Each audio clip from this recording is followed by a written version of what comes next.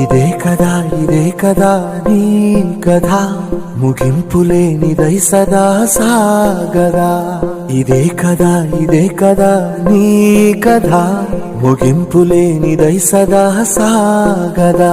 నీ కంటి రెప్పలంచున మనస్సు నిండి పొంగిన ఓ నీటి బిందువే కదా నువ్వెతుకుతున్న సంపద ఒక్కొక్క జ్ఞాపకానికి 100 ఏళ్ల ఆయువుందిగా ఇంకెన్ని ముందు వేచనో అవన్నీ వెతుకుతూ పదా మనుష్యులందు నీ కథ మహర్షిలాగా సాగదా మనుష్యులందు నీ కథ మహర్షిలాగా